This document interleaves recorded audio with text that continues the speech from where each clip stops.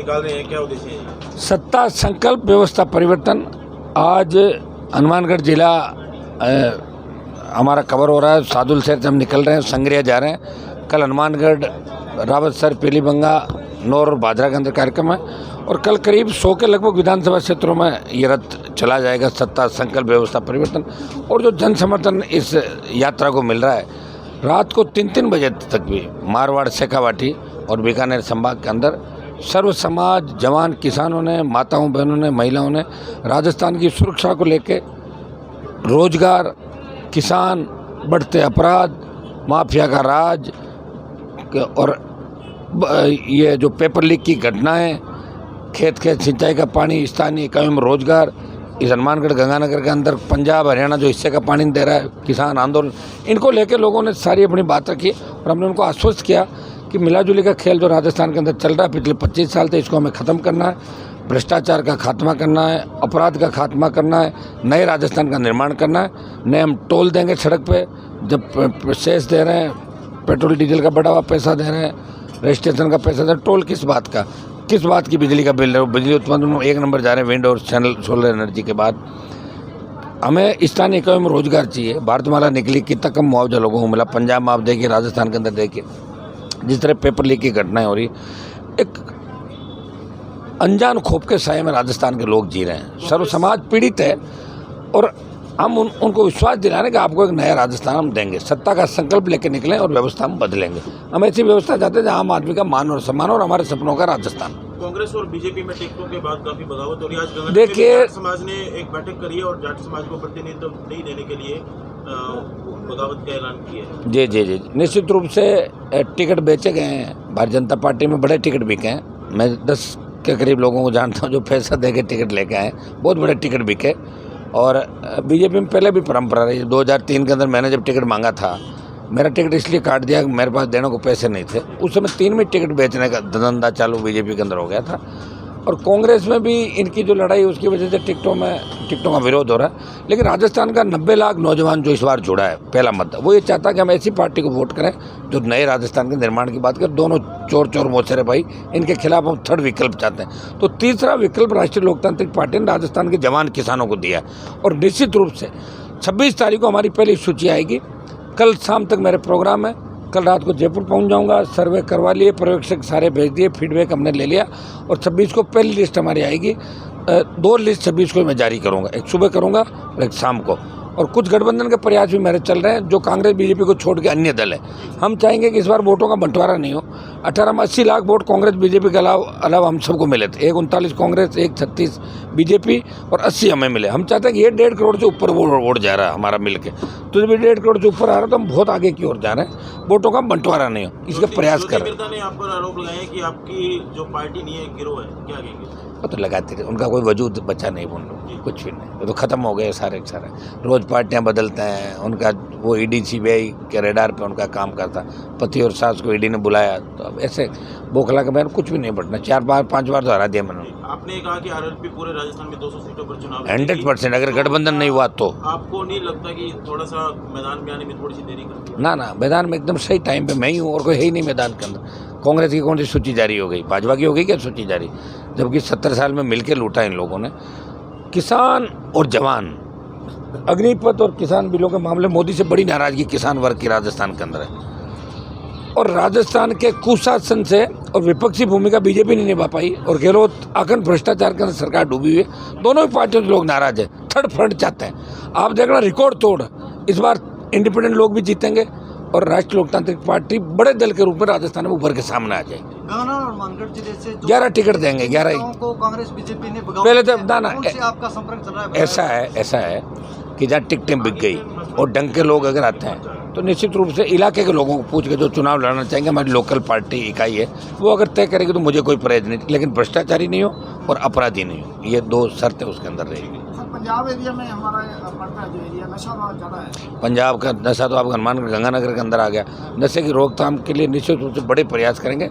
और नशा जो फैला रहे हैं, जो पॉलिटिकल लोग हो गए, नशे के कारोबारी टिकटें बांट रहे हैं। आप देखिए, शराब के कारोबारी, आपके जो डोडा पोस्ट के कारोबारी, तो इन सब लोगों को हटा के नशा मुक्ति खिलाफ अभियान चला के नशे के खिलाफ बड़ा एक्शन लेना होगा।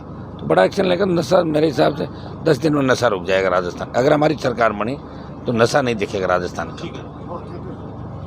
हमारे साथ ज्योति मिर्धा मौजूद हैं। उनसे बातचीत करना इसलिए आवश्यक है क्योंकि वर्तमान परिस्थितियों में आरएलपी के कई लोग अब भारतीय जनता पार्टी में उनके साथ जुड़े हैं और वो कई दिनों से, जब से उन्होंने भारतीय जनता पार्टी की सदस्यता ग्रहण की है, नागौर से लेकर आसपास के क्षेत्रों में भारतीय जनता पार्टी के साथ लोगों को जोड़ने का प्रयास भी कर रही हैं।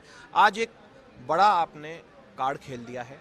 ये जो टीम के लोग हैं, ये किस तरीके से भारतीय जनता पार्टी को प्रॉफिट देंगे और किस तरीके से ये मेहनत करेंगे, क्योंकि आप कई दिनों से लग रहे थे, मुझे मालूम है कई सीटों पर आप लोगों से लगातार संवाद कर रहे थे, कई लोगों को बिठाने की भी कोशिश कर रहे हो आप।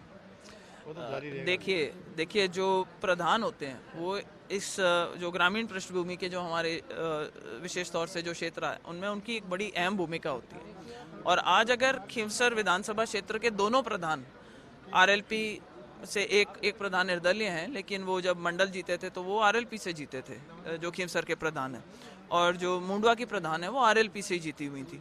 तो अगर ऐसे में दोनों प्रधान अगर भारतीय जनता पार्टी का दामन थाम रहे हैं तो आप समझ सकते हैं कि वहाँ पे हनुमान बेनीवाल जी की जो खुद की बड़ी स्ट्रांग होल्ड पॉकेट बोरो माना जाता है जिस चीज़ को, वहाँ से ज़मीन उनके नीचे से सरक रही है। भाजपा का परचम, मुझे पूरा विश्वास है, आने वाले समय के अंदर केवल खींवसर में ही नहीं, नागौर के अंदर और पूरे राजस्थान के अंदर भाजपा का परचम लहराएगा। वो आपको लेकर प्रहार अच्छे तरीके से करने लगे हैं, पहले थोड़ा कम, अब प्रहार और ज्यादा बढ़ गए, इसे क्या माना जाए? प्रहार करना उनका अधिकार है। राजनीति में एक दूसरे के ऊपर आरोप प्रत्यारोप होते रहते हैं। मेरा सिर्फ उनसे रिक्वेस्ट ये रहेगी कि सभ्य भाषा में पार्लियामेंट्री लैंग्वेज का उपयोग करते हुए वो अगर करेंगे तो इस जो प्रतिद्वंदी जो फीलिंग है उसका मजा आएगा लोगों को भी। अभद्र भाषा का प्रयोग ना करें और जो भी चैलेंजेस वो हमारे को आने वाले समय में देने के लिए बैठे हुए हैं उससे उनको कहीं ना कहीं शय और मात का गेम जो है वो चलता रहेगा। और अभी आने वाले समय में आप देखेंगे कि आरएलपी से और भी बहुत ऐसे लोग हैं जो भारतीय जनता पार्टी को ज्वाइन करेंगे। सबसे खास बात यह है कि जाट समाज, किसान समाज जो है उसे लेकर इस बार एक छोटी सी चर्चाएं हैं कि हरियाणा का इशू देख लें या फिर किसान बिल, इस तरीके से जोड़ा जाता है कि जाट नाराज है। क्या जाट वाकई में नाराज है या जाट इस बार अपनी ताकत दिखाएगा, क्या लगता है? देखिए, ये एक आम धारणा होती है।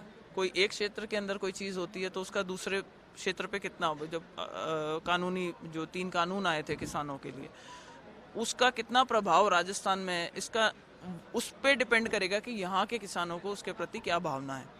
तो मुझे नहीं लगता कि राजस्थान का किसान उससे बहुत ज़्यादा प्रभावित हो रहा था। और मुझे कहीं पर भी, मैं इतने टाइम से मतलब क्षेत्र में हूँ, मुझे कहीं भी ऐसे देखने को नहीं मिला है कि भाई इसकी किसी कहीं ना कहीं मतलब जिसको महसूस है, जिसको कहते हैं, मुझे किसी इंसान ने, भाई मैं किसान परिप्रेक्ष्य से आती हूँ, मैं जाट समाज से आती हूँ, पर किसी ने मुझे ये कहा हो कि साहब बीजेपी इस तरीके से किसान विरोधी है। नहीं, बीजेपी एक बहुत अच्छा कदम उठा रही है जहाँ वो किसान जो बैकग्राउंड वाले लोग हैं उन लोगों को अपने साथ जोड़ने का ज़्यादा से ज़्यादा प्रयास कर रही है। और इसी का नतीजा है कि आज खींवसर जैसी कॉन्स्टिट्यूएंसी, जो कि पूरी तरह से लगभग खेती पर ही और किसानों की जो मतलब क्षेत्र है पूरा, उससे लाभान्वित होता है खेती से ही, वो अगर आज ज्वाइन कर रहे हैं तो आपको ये बता देते हैं कि भाई जो भावना है वो किस ओर है। आपने प्रधानमंत्री मोदी, जेपी नड्डा, अमित शाह, इनकी तारीफ की और करते भी हैं स्वाभाविक से।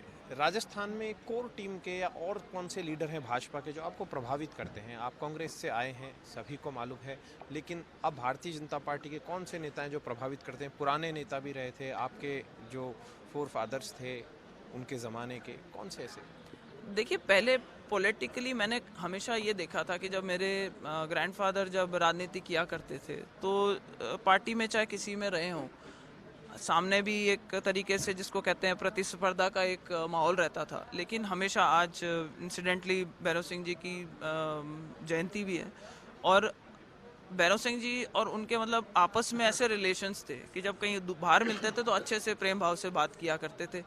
अगर राजनीति होती थी तो वो आपस में प्रतिद्वंदी हुआ करते थे। तो वहाँ कहीं ना कहीं आप ये कह सकते हैं कि एक ज़माने में जो आपस में जिसको कहते हैं रिलेशनशिप जो थी वो मतलब दुश्मनी टाइप की नहीं थी। और आज कहीं ना कहीं ये फ़र्क आने लग गया है। बीजेपी के अंदर कई लोग ऐसे हैं जो जिनसे मैं परिचित हूँ, बहुत लोगों से मैं अभी परिचित नहीं हूँ, कार्यशैली मुझे देखनी है। लेकिन जिस एक चीज़ की मैं तारीफ़ करना चाहूँगी वो यहाँ पे जो संगठनात्मक तरीके से जो ऑपरेट करती है पार्टी, वो इतना सॉलिड स्ट्रक्चर है। और नीचे से ऊपर तक जब से मेरा टिकट डिसाइड हुआ है तब से कार्यकर्ता और जो पदाधिकारी है वो मुझे आगे बढ़ बढ़ के फ़ोन कर रहे हैं, बता रहे हैं कि क्या करना चाहिए, कैसे करना चाहिए, किस तरीके से प्लान करें। ज्योति जी, कांग्रेस की जो लिस्ट आई है इसमें तो वही पुराने चेहरे आ गए हैं, सामने हैं पुराने चेहरे। क्या लगता है आपको, पुराने चेहरे अच्छे से जम पाएंगे? कांग्रेस का मिजाज आपने अच्छे से भापा है, देखा है, और सचिन पायलट के लोग भी हालांकि इसमें शामिल हो गए हैं। आपके नागौर से भाकर है, गावड़िया है, इस तरीके से। देखिए, कांग्रेस का डिसीजन है कि वो किसको टिकट देते हैं, किसको नहीं देते। भाजपा के परिप्रेक्ष्य में, भाजपा की दृष्टि से देखें तो मुझे लगता है कि जो एवरेज एज है वो जो बीजेपी के जो कैंडिडेट्स को दी गई है वो ज़्यादा युवा हैं, और कुछ नए लोग हैं, कुछ पुराने लोग हैं, लेकिन सबको सर्वे बेस्ड पार्टी काम करती है। जो कांग्रेस की बात है वो अभी तक जनरली जो पहले वाले थे उनको ही रिपीट किया गया है। कुछ युवा भी हैं, कुछ बुजुर्ग भी हैं, और जो फाइनल लिस्ट आएगी पूरी बिसात बिछेगी तब ज़्यादा उसके बारे में कह पाएंगे। लेकिन हाँ, ये ज़रूर कहना पड़ेगा कि लिस्ट आने के बाद से जो बीजेपी के जो कार्यकर्ता हैं और जो आम जनों से हम लोग सुनते हैं कि कहते हैं कि बीजेपी की लिस्ट बहुत बढ़िया आई है। एक आखिरी सवाल और, नागौर के पास में दूर तलक अगर जाते हैं तो जोधपुर, बाड़मेर, वहाँ तक पूरा मारवाड़, तो इस पूरे क्षेत्र को देखते हैं तो यहाँ पर जो जाट है वो यदि भाजपा के साथ जाते हैं, परफॉर्मेंस आपके पक्ष में होती है, तो आप इसे अपनी जीत मानकर चलेंगे, क्योंकि मेहनत तो आप कर रहे हैं। नहीं, देखिए ऐसा है कि भारतीय जनता पार्टी की ओर, मैंने कहा ना कि किसान और जो स्पेशली जो जाट वर्ग है उसका अभी रुझान जो है वो भाजपा के प्रति बहुत बड़ा है। और मैं अभी जैसे आज प्रधान हैं जिन्होंने ज्वाइनिंग करी है, आने वाले समय में आप देखेंगे बहुत से ऐसे नेता हैं जो किसान बैकग्राउंड से या जाट परिवारों से आते हैं। अच्छे परिणाम आने की उम्मीद? बिल्कुल, बहुत बढ़िया जोरदार परिणाम।